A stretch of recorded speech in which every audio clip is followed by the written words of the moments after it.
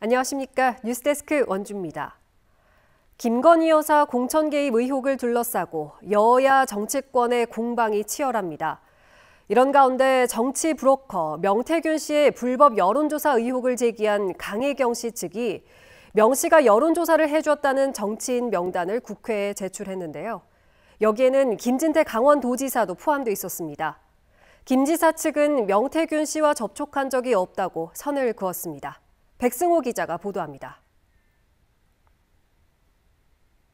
지난 2022년 전국 동시 지방선거를 앞두고 당시 강원도지사 국민의힘 김진태 예비의원은 컷오프에 불복해 국회 앞에서 단식 농성을 벌였습니다.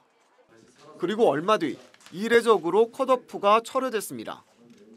나흘간 단식 농성을 한 각오면 못할 것이 없습니다. 죽을 각오로 200만 강원시대 열겠습니다.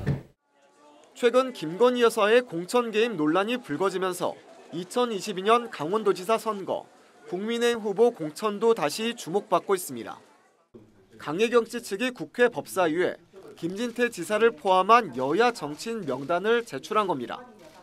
정창래 위원장은 과거 명태균 씨가 여론조사를 해준 정치인이라고 설명했습니다. 강원 지역의 한 야당 정치인은 당시 김진태 예비후보가 김건희 여사를 찾아가 여론조사 결과가 더 앞섰는데 컷오프는 부당하다고 호소했다는 소문이 돌았다고 회상했습니다. 민주당을 이기기 위해서는 자기가 나가야 된다라는 논리로 김건희를 설득을 했다라는 얘기가 파다했었죠. 이 때문에 컷오프 결과가 뒤집히는데 김건희 여사가 영향을 미쳤다는 의혹이 일고 있는데 김진태 지사 측은 여론조사를 경선에 활용했다는 의혹은 대응할 가치도 없는 말도 안 되는 소리라며 단식 투쟁에서 경선한 거 세상이 다 안다고 공식 입장을 밝혔습니다. 또 강원 지역의 한 여당 정치인도 여러 여론조사에서 김 후보가 앞섰고 당원들도 반발해 컷오프가 뒤바뀐 것이라며 김 지사의 입장에 힘을 실었습니다. 김건희 여사 공천 개입 의혹에 대한 여야 공방전이 중앙 정치권을 넘어 지역 정치권으로 번지고 있습니다. MBC 뉴스 백소입니다. 벚꽃 명소로 알려진 원주천 금대리 벚꽃길의 벚나무 100여 그루가 모두 폐기 처분됩니다. 홍수 대비 하천 정비 공사 때문인데요. 수십 년 된 멀쩡한 벚나무를 폐기하고 새 벚나무를 심는다는데 나무은행 같은 활용 방안을 찾았어야 하는 게 아니냐는 지적이 나옵니다. 유주성 기자입니다. 봄이면 벚꽃이 흐드러지게 피는 금대리 벚꽃길. 평소에는 아름드리 나무들이 만드는 그늘 아래로 사람들이 오가고 봄이면 벚꽃놀이를 하려는 나들이객이 모이는 지역의 명소입니다. 하지만 내년 봄부턴 이런 모습을 볼 수 없게 됐습니다. 수십 년 된 벚나무 100여 그루가 송두리째 뽑혔습니다. 이 나무를 대신에 심게 되는 건 지름 15cm 남짓의 작은 벚나무입니다. 환경청이 홍수에 대비해 원주천의 폭을 넓히고 둑을 높이는 정비 공사를 하면서 기존의 벚나무를 폐기하기로 했습니다. 나무를 잠시 옮겨 심었다가 공사가 끝나면 다시 심는 방안도 고려했지만 고사율이 20에서 30%는 될 거라는 전문가 의견에 따라 새 벚나무를 심기로 결정한 겁니다. 기존 벚나무가 사라지는 구간은 전체 정비 구간 1.65km 중 0.85km로 벚꽃길 대부분이 포함됩니다. 이곳을 산책로로 자주 이용했던 시민들은 아쉬운 마음을 감출 수 없습니다. 봄에면 벚꽃이 한참 필 때면 엄청 힐링이 된다랄까, 이 걷는 곳이 참 좋은 곳인데 왜 이렇게 변했는지 잘 모르겠네요. 오랫동안 이곳에 살았던 주민들도 아쉬운 마음은 마찬가지. 멀쩡한 벚나무가 아깝기만 합니다. 제가 6학년 때 이 나무를 심었는데 벌써 20년 자란 나무를 이렇게 한순간에 다 베어버리니까 또 언제 저만큼 커서 이렇게 예쁘고 푸르른 나무가 될까, 이게 참 아쉽습니다. 시민들은 재이식이 어렵다면 나무은행 등을 통해서라도 벚나무를 재활용하길 바라지만 환경청은 별다른 대안이 없다는 입장입니다. 미관상도 안 좋고 그래가지고 그냥 일괄적으로 그냥 신경 수목을 삭제하는 방안으로 검토되었습니다. 남은은행이요? 네. 남은은행을 따로 저희가 고려한 건 없습니다. 원주시가 주차장을 만들겠다며 도심 띠녹지와 완충 녹지를 잇따라 없애는 가운데 환경보전이 주 업무인 환경청마저 행정편이 중심적으로 일을 처리하면서 시민들은 자연과 멀어져 가고 있습니다. MBC 뉴스 유주성입니다. 인구 유출을 막기 위해 영월군이 타지로 출퇴근하는 사람에게 매월 10만 원의 교통비를 지원하고 있는데요. 대부분이 교통비가 아닌 밥값 같은 생활비로 쓰고 있는 것으로 조사됐습니다. 보건복지부는 작년 말 이 사업의 재검토를 요청했지만 영월군은 올해도 강행했습니다. 이병선 기자입니다. 영월군이 지난해부터 시행한 관외 출퇴근자 교통비 지원 사업. 영월군 밖으로 출퇴근하는 사람들이 다른 시군으로 유출되는 걸 막고 지역 경제를 활성화하겠다며 월 최대 10만 원씩 교통비 명목으로 지원하는 겁니다. 분기마다 평균 950명 이상이 혜택을 받는데 호응도 좋아 한 해에 10억 원가량의 예산이 투입됩니다. 문제는 이 예산이 이름만 교통비일 뿐 실제로는 교통비로 사용되지 않는다는 겁니다. 애초에 이 교통비를 영월 지역 화폐인 별빛 고운 카드로 지급하기 때문에 대중교통에서는 쓸 수 없고 자차 출퇴근자가 주유를 하려고 해도 농협주유소 등 매출이 30억 원을 넘는 곳에선 쓸 수 없어 제한이 많기 때문입니다.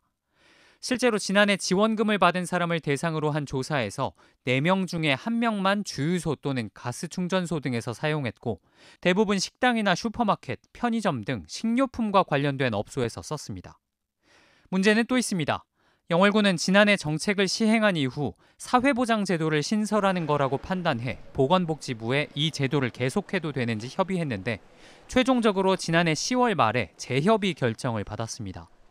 교통비 지원이 필요한 저소득층이나 교통약자 중심으로 실제적 지원이 되도록 재검토하고 정부의 유사 교통비 지원 사업과 중복 여부를 검토하라는 사실상의 불허 결정이었습니다. 그럼에도 올해 영월군은 해당 사업을 강행했는데 이를 두고 영월군 의회 군정질문에서 설전이 벌어졌습니다. 사회보장 신설 변경에 대한 협의 없이 사업을 진행하거나 아예 무시하고 절차 없이 진행을 한 경우에 불이익이 있습니다. 지방교육세 감액. 그런데 이 문제는 사회보장적 차원에 접근하는 게 아니에요. 잠시만요. 이건 사회보장적 차원에 가는 게 아닙니다. 지난해 복지부에 협의를 요청해놓고 지금은 인구시책이라 협의가 필요 없다는 게 영월군 입장입니다. 하지만 이미 복지부로부터 재협의 결정을 받은 이상 복지부가 정책에 개입할 가능성도 배제할 수 없어 한동안 논란은 이어질 걸로 보입니다. MBC 뉴스 이병선입니다. 내년부터 전국의 초, 중, 고등학교 4개 학년에 AI 디지털 교과서가 전면 도입됩니다. 종이 교과서가 태블릿이나 노트북에 탑재되고 인공지능 교사가 학생의 성취도에 맞게 학습을 지원하는데요.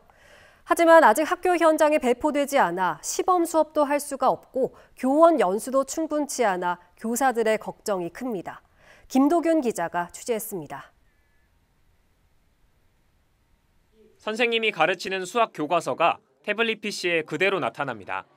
수업이 끝나갈 때쯤 학생들은 자신의 수준에 맞는 문제를 풀고 인공지능 교사가 학습을 도와줍니다. 내년 1학기부터 도입되는 AI 디지털 교과서입니다.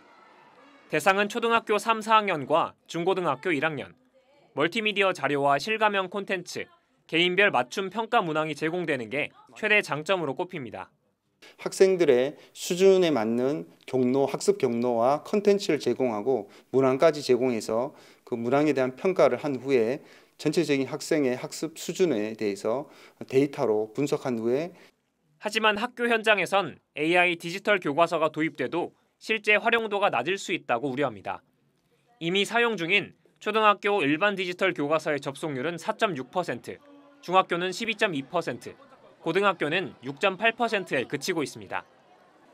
일정이 촉박한 탓에 도내 교사 연수도 내년 1학기 도입 전까지 최대 40%만 가능할 것으로 예상됩니다. 또 AI 디지털 교과서 검정 심사가 진행 중이어서 아직 시범 수업을 하지 못해 교육 현장에서는 졸속 도입이라는 비판도 나옵니다.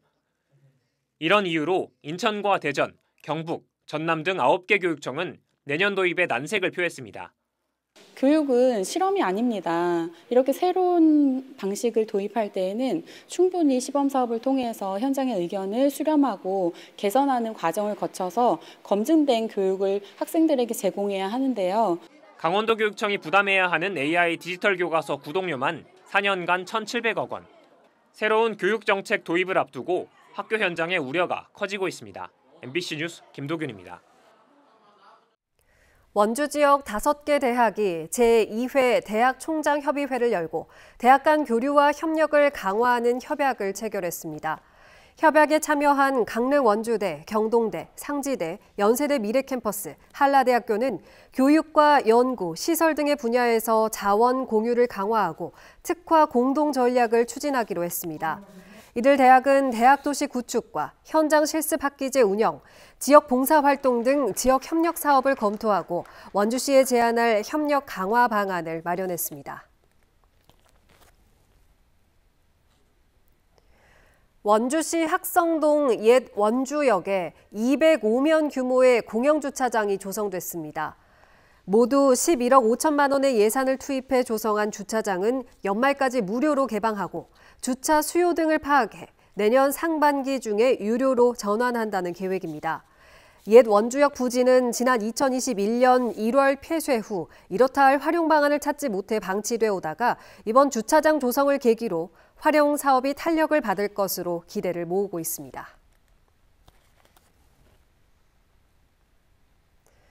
원주시가 오는 25일에 시작되는 만두축제를 앞두고 축제 준비와 개최를 위해 중앙동 전통시장과 문화의 거리 일원에 대한 교통 통제를 실시합니다.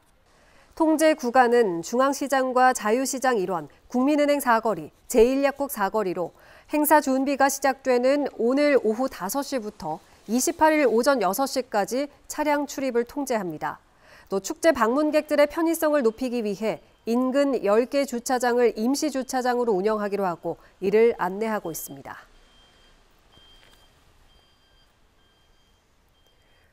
원주 대명농원 개발 사업이 장기간 차질을 빚고 있는 가운데 주민들이 거주할 주거단지가 우선적으로 조성됐습니다. 대명농원 개발을 위해 토지를 매수하고 있는 업체가 사업지 인근에 건립한 주민 이주단지는 30세대 규모로 기존 대명농원 내에 거주하던 주민들이 이주해 생활하게 됩니다. 업체는 이주단지 조성을 계기로 그동안 차질을 빚었던 대명농원 개발 사업이 본격화할 것이라고 밝혔습니다. 하지만 주민 간의 갈등이 여전하고 여러 건의 소송과 수백억 원대로 추정되는 매몰 비용이 계속 늘어나고 있는 상황이어서 실제 사업 추진에 걸림돌로 작용하고 있습니다. 횡성군이 도시재생혁신지구 국가시범지구 후보지로 선정된 횡성읍하 이모빌리티 혁신지구와 관련해 주민 설명회를 열었습니다. 오늘 지역 주민과 관계자 등 80명이 참석한 설명회에서는 사업 경과와 도입시설, 향후 계획과 관련된 주민 의견을 청취했습니다. 횡성읍하 이모빌리티 혁신지구는 이모빌리티 산업 거점을 조성하는 복합 거점 개발 사업으로 총 1,890억 원이 투입되는데 국가 시범지구가 되면 국비 417억 원을 지원받게 됩니다.